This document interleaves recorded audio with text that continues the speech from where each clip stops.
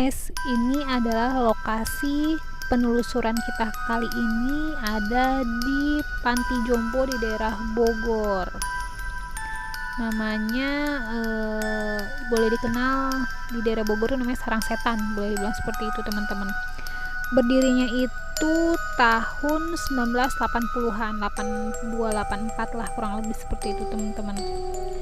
Panti Jompo ini sudah ditutup kurang lebih hampir 9 tahun, tepatnya di tahun 2012. Konon sebelum ditutup sudah banyak nih gangguan-gangguan di penghuni panti. Alasan ditutupnya apa sih? Nanti kita coba kulik-kulik di dalam ya. Kira-kira ada sejarah apa di dalam Panti Jompo ini? Check it out. Oke, kita mulai masuk ke dalam teman-teman. Oke, kita lihat bagian dalamnya. Ini bagian pintu masuknya. Langsung menuju, jadi dia tuh ada dua bangunan gitu. Bangunan zaman dulu kan ada jeda ya teman-teman antara ruangan satu dan ruangan lainnya seperti itu. Nah, sebelah kiri ini kurang lebih seperti kantor. Seperti itu teman-teman. Nah, gelap ya. Tuh. Teman-teman. Nah, tuh bangunannya masih jenis kaca-kaca nako seperti rumah zaman dulu ya, sekitar tahun 90-an pada umumnya. Kita masuk yang bagian kantor. Tata usahanya yang lebih tepat seperti itu zaman dulunya. Oke, kita masuk. Ada apa ya di sini? Sejauh ini sih di ruangan pertama aman. Aman teman-teman, masih aman. Saya belum lihat adanya hal-hal yang aneh di ruangan pertama. Coba kita lihat ruangan berikutnya. Udah kotor banget ya, karena udah lama banget nggak diisi. Lembab, dingin suasananya pasti. Dinginnya beda ya teman-teman sama dingin kalau kita ada di puncak gitu, beda hawanya ini yang dingin. Tuh stop teman-teman, kita stop. Nah, ini saya lihat ada orang yang duduk di atas kursi roda ini teman-teman. Saya nggak tahu jenisnya, tuh perempuan, rambutnya berwarna putih teman-teman, seperti warnanya abu-abu. Dia kalau di posisi ini seperti orang yang lagi selonjoran teman-teman. Jadi palanya dengan pegangan kursi ini ukurannya lebih rendah kepala dia gitu. Jadi orangnya itu boleh dibilang agak sedikit pendek ya teman-teman, tapi rambutnya memang putih abu-abu loh, kayak kita yang ubanan tapi nggak disemir gitu teman-teman. Hilang tuh, kalau dideketin hilang teman-teman. Oke, ini mungkin bekas toilet ya, toilet ini. Nah, toilet. Masuk the next. Dapur. Lebih kepada kalau kita masuk, mungkin karena ada cahaya lampu ya, menyingkir. Seperti itu, kecuali yang ada di kursi roda tadi. Bangunan ini bekas apa sih gitu kan? Bangunan ini dulunya itu dari flashback yang saya lihat di tahun 80-an sekian, itu adalah tanah yang banyak pohon-pohon, tapi bukan pohon bambu ya teman-teman, sejenis mungkin pohon rambutan. Di daerah sini mungkin warga Bogor sekitar, apa memang daerah Bogor pinggiran ini banyak pohon rambutan. Ini pintunya tadi kan kebuka ya, tiba-tiba tertutup sendiri, mungkin kena angin. Kita positive thinking.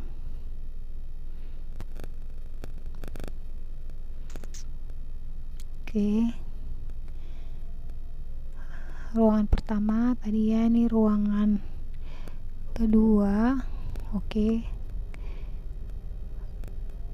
dari tadi sebenarnya kita adalah artisnya teman-teman, menjadi pusat perhatian, tapi setiap di center itu nggak akan dapet sih di kamera, karena mereka pasti mencar jauh gitu. Nah di sini tadi di ruangan tadi itu ada yang sekelebet srut. Nah di situ, di sini ya teman-teman.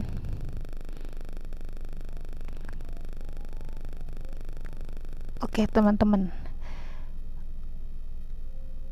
perempuan berbaju putih seperti Kunti, tapi beda dengan Kunti teman-teman. Rambutnya megar dan seperti orang yang sedang hamil. Mudah-mudahan nanti kita bisa lihat ya kira-kira seperti apa.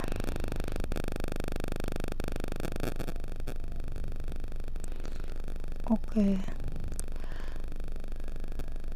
mungkin karena bangunan ini udah lama banget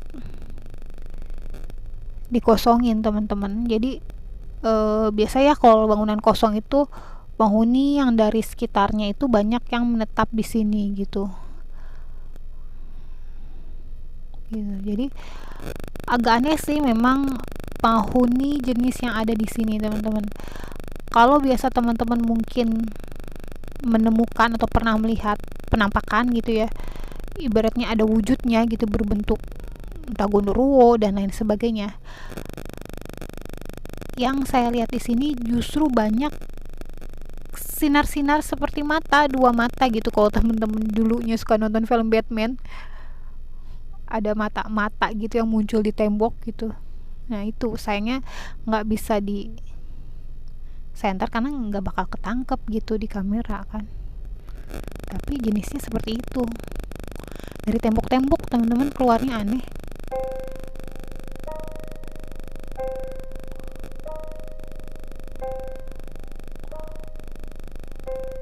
Ditutupnya kenapa sih bangunan ini?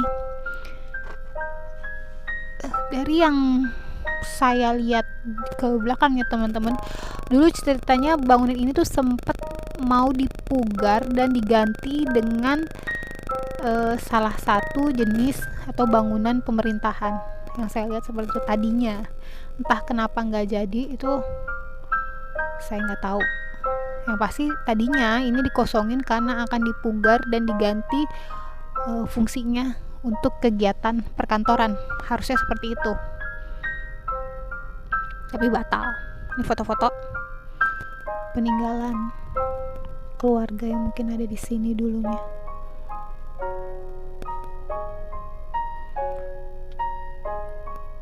Oke, masih foto-foto cantik ya.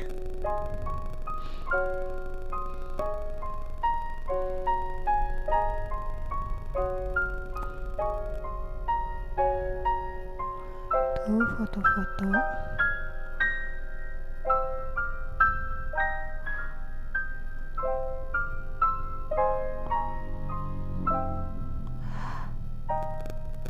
Panti ini rata-rata itu isinya adalah lansia yang berjenis kelamin perempuan teman-teman. Tapi ternyata ada juga pernah yang jenis kelamin laki-laki.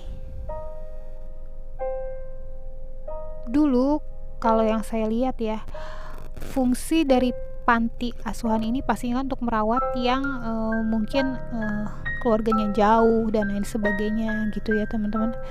Jumlahnya pun sebenarnya yang dirawat di sini tuh nggak terlalu banyak gitu. Kalau teman-teman bisa ngelihat panti asuhan yang ada di Jakarta, panti lansia yang ada di Jakarta itu kan biasanya isinya penuh gitu ya teman-teman. Ini sih nggak terlalu banyak sih, 30-an mungkin. Yang bekerjanya pun nggak terlalu banyak sebenarnya di sini. Nah di sini ada lagi Kunti teman-teman. Nah tuh ya tadi tapi cuma sekilas. Dia kayak yang seret hilang-hilang aja. Teman-teman yang ini gue pasti bisa ngeliat nih kalau dari gambar-gambar yang bisa diambil.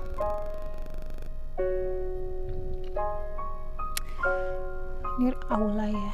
Dulu nih ruangan ini tempat mereka berkumpul. Dulu sini ada kursi-kursi teman-teman, kursi-kursi kayu. Tuh. tempat mereka makan dulunya di situ. Nah, ini dulunya juga bentuknya kan sekarang mah udah pohon tinggi gini ya teman-teman. Di sini dulunya ada taman. Tamannya bukan taman yang benar-benar kerawat dengan rumput kecil-kecil, enggak gitu sih teman-teman. Ini taman rumput-rumput. Lalu diisinya itu sama jemuran dulu kan, jemuran tali ya. Mereka menjemurnya di situ di ruangan tadi. Oke, ini udah jadi gudang yang ada di sini. Dulunya itu adalah tempat para petugas, seperti itu teman-teman.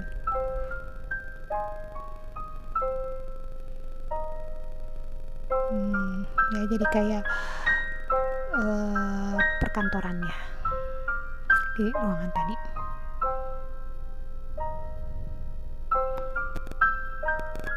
Jadi itu satu ruangan teman-teman biasanya diisi oleh 3 tempat tidur, biasanya seperti itu. Tempat tidur kayu. Ini atapnya pada rusak. Saya kan memang nggak ngerti ya cara mengobati para lansia, karena lansia rata-rata sudah pada sakit ya teman-teman. Apa memang ini metodenya, karena kan banyak dari beliau yang sudah tidak bisa bangun dari yang saya lihat. Tapi ada yang lansia yang saya lihat itu mungkin itu terapinya, saya nggak tahu gitu. Itu yang pahanya itu ditepuk. Nah ini dia teman-teman nih, ini adalah tante Kun yang tadi kita lihat hamil teman-teman. Tuh rambutnya teman-teman luar biasa. Itu aslinya tuh gede banget loh temen-temen rambutnya, masya Allah. Ketangkepnya cuma dikit ya, padahal dia gede loh teman-teman. Rambutnya megar kayak sapu uduk, seperti itu. Wah, ketangkep kan? Situ ya di pojok tadi itu. Nah, si tante ini saya coba flashback ke belakang teman-teman. Dulu pada zaman, nah ini kan pada jalan buntu ya teman-teman. Kenapa sih bangunan ini dari dulu dikenalnya itu banyak gangguan? Salah satunya adalah beliau. Beliau itu adalah penghuni lama sebelum jadi bangunan gitu. Mungkin kalau misalnya ada yang pernah tahu kerabat-kerabat di sekitar sini, pada saat pembangunan gedung ini pun banyak gangguannya teman-teman, seperti itu. Nah salah satunya beliau ini memang saya sudah izin ya, saya ceritakan sedikit. Beliau memang mohon maaf bunuh diri gitu ya, dengan tali gitu ya, dengan kain abu-abu atau putih, karena banyak bukan bercak apa sih motif-motifnya gitu ya teman-teman. Itu di salah satu pohon yang sekarang jadi bangunan ini gitu. Jadi pada saat pembangunan gedung ini pun para pekerjanya itu banyak diganggu gitu, seperti itu. Udah rusak banget ya. Beliau juga dalam keadaan hamil soalnya kan pada saat bunuh diri gitu. Tuh banyak sekali kan sebenarnya kan, tapi hanya sekelebat gitu. Karena si tante itu tenaganya, energinya tuh terlalu kuat, makanya bisa ketangkap kamera, kurang lebih seperti itu. Makanya luar biasa gangguan dia.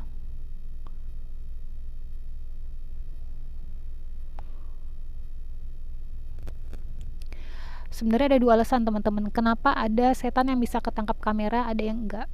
Salah satu alasannya kenapa ada setan atau jin yang bisa ketangkap kamera adalah energi yang dikeluarkan mereka itu frekuensinya lebih besar daripada energi yang ada di sekitarnya. Kalau diterjemahinnya kurang lebih seperti itu. Makanya saat kamera nge-shoot muncullah gambar itu gitu. Karena energi yang mereka keluarkan, setiap makhluk hidup tuh ada energinya masing-masing teman-teman, termasuk kita gitu, termasuk manusia gitu.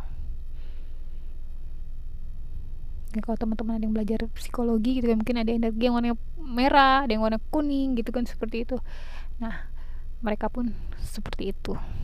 Saking besarnya energi yang ada di mereka, marahnya badan mereka, itu yang menyebabkan mereka terlihat kamera. Jadi tidak sembarangan jenis makhluk yang bisa dengan gampang ketangkap kamera, teman-teman. Seperti itu.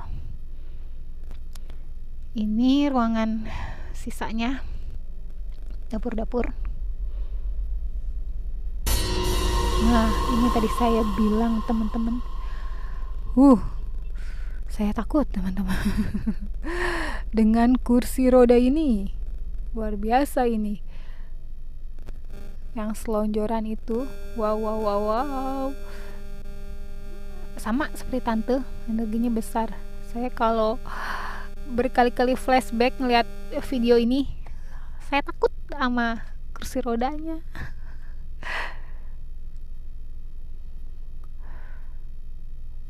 Dari dulu sih teman-teman yang bekerja di sini pun sering diganggu. Gak usah malam, sore aja mereka udah banyak gangguan di sini. Makanya jumlah yang bekerja di sini relatif lebih dikit daripada yang dirawat. Nah, nih kursi rodanya gerak, teman-teman. Oh my god tuh. Dia menyerupainya apa, teman-teman? Menyerupainya setelah tertangkap kamera adalah boneka, teman-teman tuh. Allah. Tuh, lihat teman-teman, itu yang tadi rambutnya abu-abu, my god. Sangat-sangat parah ini mah. Aduh, udah cukup teman-teman ya. Selesai ya.